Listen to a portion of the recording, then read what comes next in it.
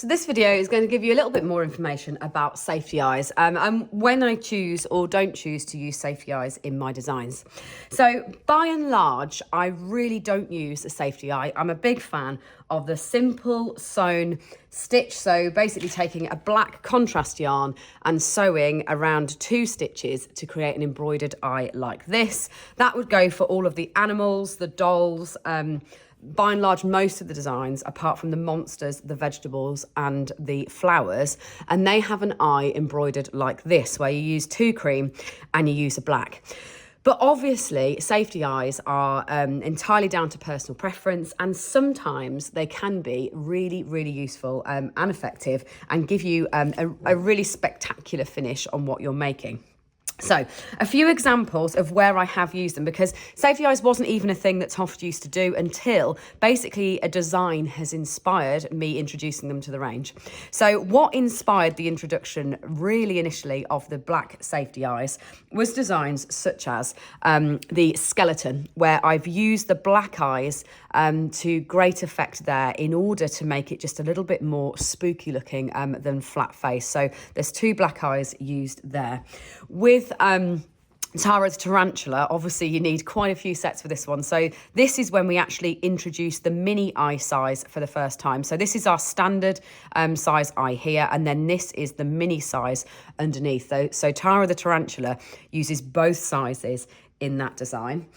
Then really moving on from Tara the tarantula, I stuck with the eyes being a thing that I used on all the mini beasts. So actually across the bee, across the ladybird, across more recent ones such as the ant and the centipede, I've stuck with using those black standard size eyes on all of the mini beasts. So it makes them appear a lot more like insects, and that means that they're all sitting together stylistically.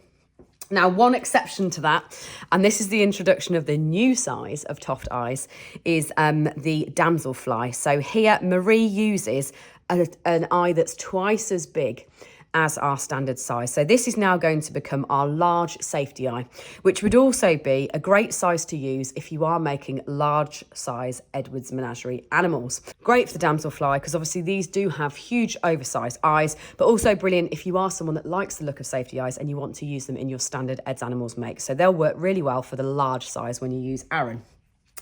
Right, let's talk through other options though, because obviously you can use safety eyes on everything. So before I do that, I just want to discuss for a second how you use a safety eye. So what you need to do is, if you're adding a safety eye into something, before you actually do your final closing, so I would, if this was a face, I would stuff and sew up first so that you can see the true shape of the piece. And what you do to add a safety eye on is you push it in through the surface of the fabric, and then you need to make sure that the backer is really firmly attached. So then you take your backer, and these are a concave shape as well. You always need to make sure that it's the widest edge that's meeting the eye, because that's going to push it really firmly against the fabric. So say you've got something like that. All you then do is you push it right down as far as it will possibly go, and then that is firmly attached to your fabric. And you can see straight away, using an oversized safety eye can often give you a really nice cartoon effect if that's what you're looking for in a make. So what I'm going to do now is just give you a few more examples of what a difference a safety eye can make in a design. So this here is the standard TOFT Dalmatian pattern, but made by special request for my daughter Alex. She specifically wanted blue eyes on her Dalmatian. And so what I've used is our standard blue safety eyes, so with the round pupils like that. But what I find makes them appear much cuter for me is actually sewing a small eyebrow over the top. So you're not seeing the whole circle of the eye. You're sewing a slight eyebrow over the top. Now this, I've obviously done that on both, and because it's a Dalmatian, I've used a dark, this one has a patch that you crochet on first, and then I've put an eyebrow over the top. But I'm just going to show you using Juno, the Siamese cat, as an example. Also blue safety eyes that I'm going to be putting on her as well. So this is her with embroidered standard eyes. So this is her with those black lines as per is recommended in all of my books. So I'm just going to cut these off. Now, what you need to remember is if you're retrospectively adding them onto your designs, what you would have to do is actually cut open your nose again to make sure you can get those backs on firmly. So I'm just going to position them for now to show you what I mean. But if you were permanently wanting to add safety eyes onto something that you'd already made, you would need to cut that open in order to insert those backs on them as well. So because we were thinking about cats, and obviously I'd recently made this Dalmatian dog for Alex, I'm very pleased to say we do now do cat eyes as well. So the original pupil shape is the circular one, which would be great for using on dolls. If you do know somebody who's making a mini-me that's characterised by a certain eye colour, these ones here are cat-shaped pupils. So I think you can see they're an elongated shape in the middle of there. And that's what I'm going to use on Juno. So when positioning them, they will roughly be going in the same place that you would have been sewing those embroidered ones on. And if it's the cat's eyes you're using, then you put the pupil vertically, should I say. So it'll be the long shape moving downwards. But as you can see, when I first put those in place, for me, they're quite stark when they are just two circle eyes like that, especially when they are obviously pieces of plastic going onto what is a very, very natural wool in natural colour. So the big tip from me would be, obviously put your backers on. So if you were making this as a proper one, you'd put your backers on, make sure that they're really firmly attached like that where you want them to be. And then use your oatmeal to just sew some eyelids on. So I'm going to use oatmeal, and actually what I'm going to do is then cut them off and show you using mushroom too. So this is the kind of thing that obviously I don't mind doing to my demo. I know that I can always undo it, whereas I know at home you might be a little bit more nervous. So if I was going to use the blue new cat eyes on a cat like this, what I would then do would be to sew diagonally across the corner. Now, obviously, as I said before, you want yours firmly attached. I've just rested mine in there for now, but you'd want them firmly attached with your backers on before you do this. So all I would do would be to sew diagonally like that across the corner of this eye.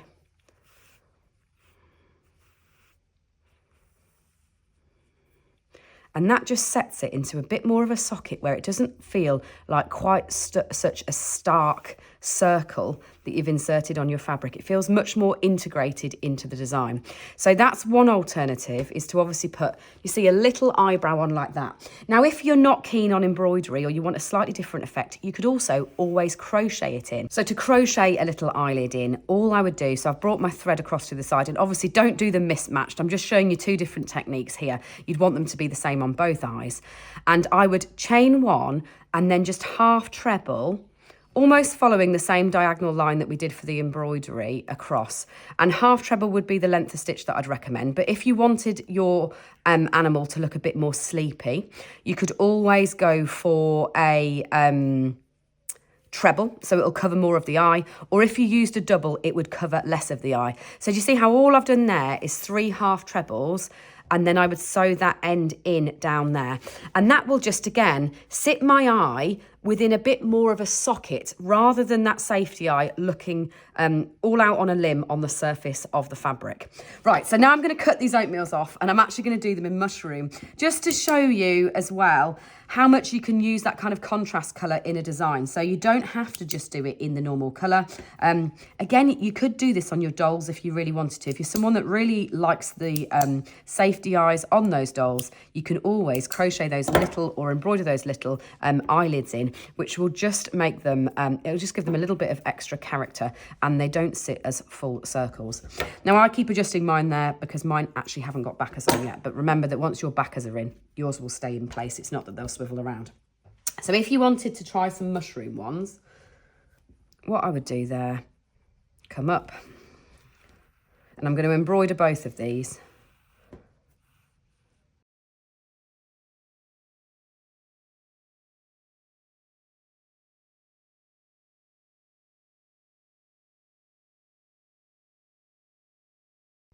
So then snip your ends off, and that is how I would recommend using safety eyes, especially these brand new cat ones, is you get that lovely, obviously a lot of these cat breeds are characterised by these bright eyes, but you just sit them within that little eyelid, which will then keep them more, I guess, more in the keeping of the classic style that I use.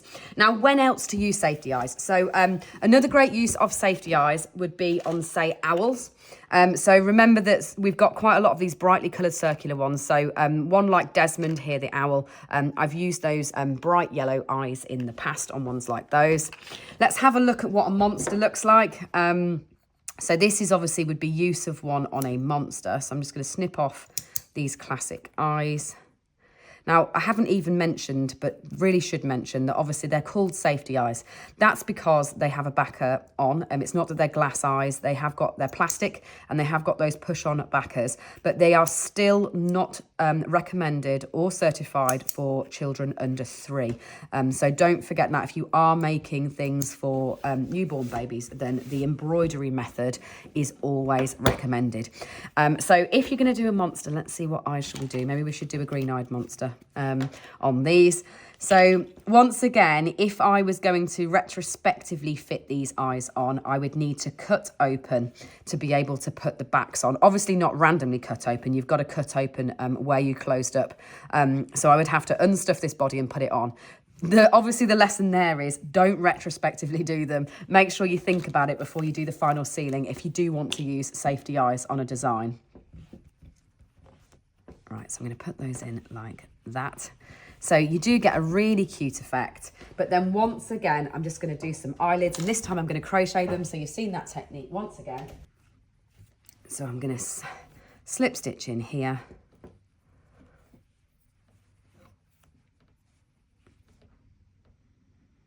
Chain 1, and then do 3 half trebles. So 1,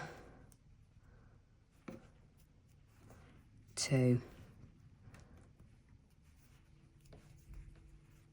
and 3, and then I'll just break that off and sew that into place.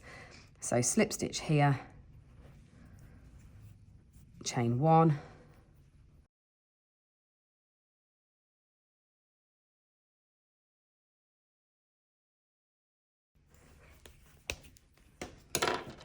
and then when you sew in those ends, it will just take the harsh edge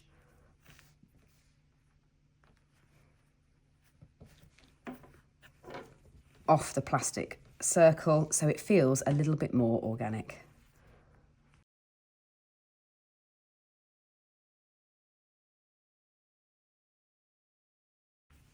Now, obviously, it goes without saying again, I have not got backs on these safety eyes. So this is not something that would mean that it was finished, and I'm just showing it as an example. I'll have to now go and pull these back and put it back to rights as it was.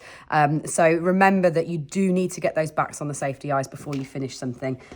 This has just been, I mean, a very fun exercise, actually. It's amazing how much it does change the character.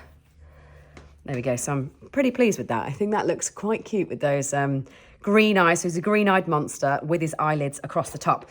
Right, one final thing really to talk about with safety eyes is the other place where they're really, can be really, really effective is if you are crocheting something in black. So this does definitely go for black Labradors, for everything like that, is using a safety eye on something that is black is very, very effective, because it means here you can't even see where the eyes are. They are there, I've embroidered them somewhere, but you would struggle to ever find them.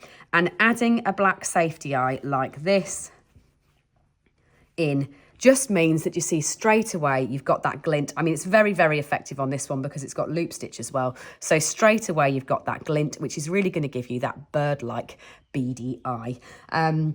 One more experiment, actually, while we're at it, that I'm going to do. I'm going to try a snake. So I was thinking about these cat's eyes, and obviously great for cats, but what else can they be used for?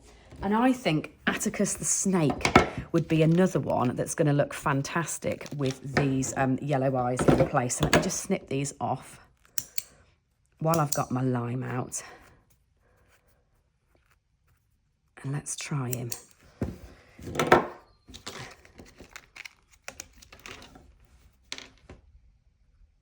with some yellows. Now this design does actually finish at the front of the face, so the good news is I can just open this up here. In fact, I might show you how to do that. So say we've got those in place like that, but once again I'm really going to want to do the eyelids on them. So even though I don't believe snakes have them, I still think it'll give them great character. So if you are retrospectively doing this on something, let's just show you how to do it. So I'd open up very carefully, open up where I closed that off, and I mean we're talking a long time ago. This Atticus was probably made pre-COVID potentially, so a very long time ago. So what I would do is I'd open that up, and you can always pull back the round if you feel like you need a bigger opening to get those ends in. So you can pull back the round, take a little bit of stuffing out. There we go. And what I've got to make sure that I'm doing is getting these backs on. So what I then do is come inside, get them facing vertically because they obviously haven't got those fully circular pupils. Fiddle it through till you can see the back like that, and then push that really firmly on. Straighten it up so that it's in the right position. And that means that that safety eye isn't going anywhere. It's really firmly attached in. Same with this one.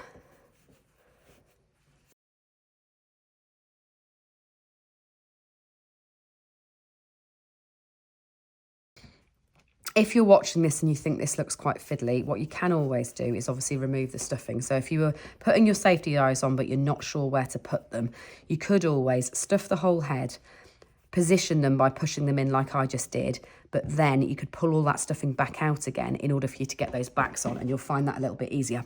So all I would then do would be to put my stuffing back in. So it was only that little bit that I removed in the end. Check I've got some nice neat stitches to join in again. So you see how there I've got a few little ends. Obviously if you're going in fresh then you wouldn't have this problem. There we go. And then I'm just going to use a length to close that up. So I'm going to attach that in and gather those stitches again.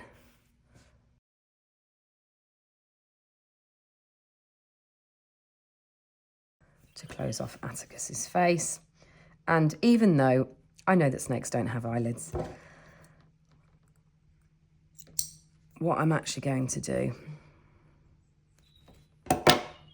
is do my usual trick of embroidering diagonally across the corner.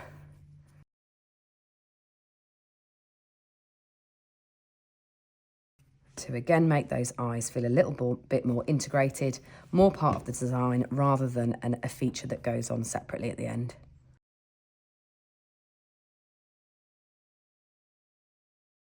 There we go. It gives Atticus a very different look.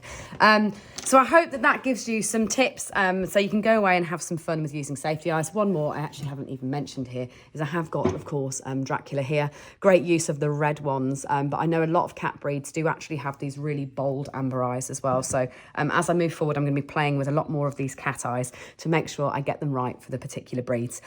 Please share your pictures. I guess I'll just close down with one final reminder. If you are retrospectively fitting them onto makes that you've already done because you want to, make sure you get those backers on by opening them up to make sure that they are doing what they say and they are safety eyes that will not come out later.